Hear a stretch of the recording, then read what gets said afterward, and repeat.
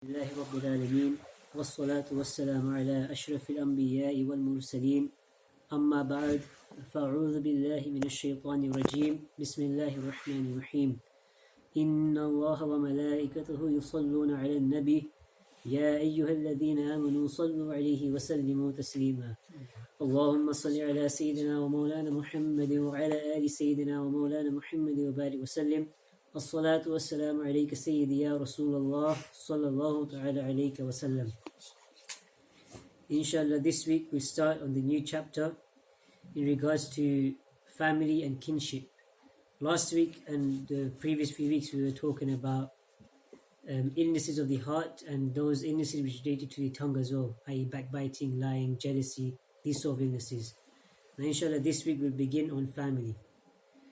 In Sahih Bukhari and Sahih Muslim, it is narrated from Sayyidina Abu Hurairah radiyallahu ta'ala anhu that a person came to Rasulullah sallallahu alayhi wasallam and said and asked, O Rasulullah sallallahu alayhi wasallam, who is most entitled to be treated with my companionship, with the best companionship?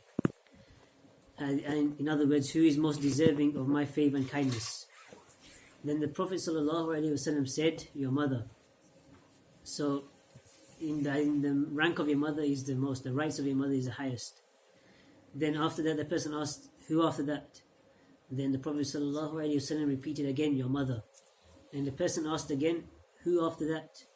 Then the Prophet ﷺ again repeated, your mother. And the person asked again, who after that? As in, who is most deserving of my companionship and my friendship after this? Then the Prophet ﷺ said, your father. So he repeated your mother 3 times and then he repeated your father. In another narration, in a similar narration, it's mentioned that the Prophet ﷺ said your mother, then your mother, then your mother, and then your father. And then after that he mentioned that those who are closest to them and those who are closest to those as well. So this means that the Prophet ﷺ has commanded us and he's told us that the highest rank towards you in terms of who you should give your companionship towards is your mother, and she has 3 times more right than that of your father. And then after that, then are your other relatives, and in those relatives, their relatives as well. This is what the Prophet ﷺ is telling us. So this also brings the concept of social and community, society and community within Islam, where everybody is close to each other. And in another hadith, you'll find that the Prophet ﷺ mentions that the person who has close ties with his family people, with his family, that even though they may live distant, they are still close to that person in terms of friendship and in terms of love. Whereas that person, even if he may be your next door neighbor, if you have no relationship with him, if you have no ties with him, then he may be the furthest person from you. So this is what we mean by in Islam. We say that Islam is a community, is a religion of the community as well, where everybody is close to each other, where everybody is friends with each other. In another hadith, the Prophet ﷺ says that it is a great guna, it is a great sin, one of the biggest sins, major sins, for one to swear at his parents. Now the Sahaba, when they heard this, they were shocked. They asked, O Prophet of Allah sallallahu alaihi wasallam, is it possible for a person to actually swear at his parents? Now remember the Sahaba, they asked this question and they had lived through the period of ignorance. They had lived through that period where people would bury their own daughters, people would kill their own wives. The Sahaba, they lived through this period and they asked that question. Is it possible for someone to swear at his own parents? The Prophet ﷺ tells us that yes, it is possible. How? When you swear at somebody else's parents and when that person swears back at that person's parents. So when you swear at one another's parents, this is the same as swearing at your own parents.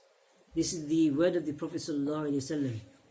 And it's amazing how the Sahaba, they asked this question, where they asked, is it possible for someone to swear at their own parents? Whereas today we find that people swear at their own parents as well. And it comes to a stage where the parents want to disown their own children. That's how severe sometimes it gets. In another hadith, the Prophet ﷺ was asked, as in a person presented himself to the Prophet ﷺ, and he asked, O Rasulullah sallallahu alayhi wasallam, I would like to partake in jihad. The jihad is one of the greatest acts in Islam, one of the biggest acts in Islam. and he asked the Prophet ﷺ to be able to partake in jihad. So, can I have your advice? He asked for the advice of the Prophet ﷺ. Then the Prophet ﷺ, the first question he asked, he didn't say, oh, are you healthy, are you fit? No, he asked, is your mother alive? He asked if your mother is alive. Then the person, the Sahabi, replied that yes, my mother is alive. Then the Prophet ﷺ said that it's now necessary for you to leave jihad and in fact go and care for your mother, because Jannah is at the feet of your mother. This is the wording of the Prophet ﷺ. It tells us that that paradise lies under the feet of the mother, and that to leave jihad is greater, because to leave jihad for this Sahabi would be greater, so that he may serve his own parents. This is what the Prophet ﷺ has told us. That serving the mother is one of the greatest rewards, one of the greatest acts that one can do within Islam. Now, in regards to kinship and having good relations with your relatives, this is a great act within Islam, and it's been advised many times by the Prophet ﷺ to keep close ties with your relatives, and it is in fact mustahab. It is great reward. There's great reward, and it's wajib as well to make sure that you have good relations with your kinship, with your relatives. However, it also becomes haram for you to sever these relations, to completely disregard these relations. It is haram for someone to do this. So the question arises, who actually are the relatives of a person? Now, many ulama, they've mentioned that your relatives, and the most authentic opinion, that the relatives are those people who are your next of kin. Anyone who is related to you, so your father's side, your mother's side, your cousins, your nieces, your nephews, all of these people are your relatives. And this is the most authentic opinion amongst the scholars. And many ahadith also tell us that to maintain these good relationships, then there are many numerous rewards for this, and there are many different ways to keep good relationships with people as well. One very common method, and one method which we find that even ourselves, if we look into it, we'll be very happy with doing it as well. Where if you go buy a present or a gift for someone, you present it to that person, then you also, not only does that person become happy, but you also become happy from seeing that person becoming happy. This is simple. This is mentioned many times in psychology as well, where by presenting a gift or by making someone happy that you like yourself, then you yourself will become happy just by making that person happy as well. And this is what the Prophet ﷺ teaches us as well. He tells people to go give and gift each other, and to shower each other with presents, because this builds more love within each other and between people, between relatives, and it also brings the community closer as well. If a person lives in a different country, and if the ruling for this person is that he should continuously and constantly be in contact with his relatives. So if your relative lives in a different country, even if he lives in a different city, we've got phones nowadays, we've got email or things like this, so we should be able to message each other and at least keep in contact with your relatives, at least know what's going on in their lives, know if they need any help. If they need any help, then we should straight away ask if they need assistance and then assist them if we can. Furthermore, if a person is abroad and his parents are not with him, then this person, if his parents ask him to come back home, then it is necessary for this person to come back home. It's not just enough that he writes messages to them, but if his parents tell him to come home, then it's necessary for this person to come back home and not stay where he is anymore. Furthermore, when we meet one another, one great way to meet one another is to first and foremostly follow the sunnah of the Prophet ﷺ and give salam to one another. By spreading salam, we give peace to one another, we give sanctity to the heart. And we should not visit each other every day, because when we visit each other every day, then it becomes like, it could become a nuisance for the rest of the family in the house.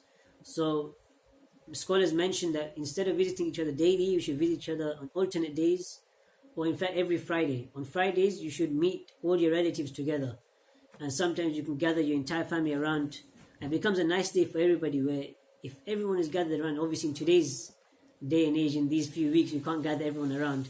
So maybe just the family in the household, if you gather them for maybe just the dinners as well, dinners and lunches, if you can gather the family around in these days, then it brings more love within the family as well. It is incumbent for us and necessary for us to keep these relationships with our relatives and even friends as well, but relatives more so, and we should keep these relationships with them, and we should keep it tight, and we should keep it close. Because the Prophet ﷺ has mentioned that the Quran, Allah subhanahu wa ta'ala mentions in the Quran that when their promised time is reached, then neither can they cause a moment of delay, nor can they cause a moment of advance. This is in relation to death. So it's mentioned that if we keep good ties with one another, then it will prolong our life. Now the verse that was just said, we were told that there is a fixed time for death, and there is no delaying in death, and there is no making death come earlier.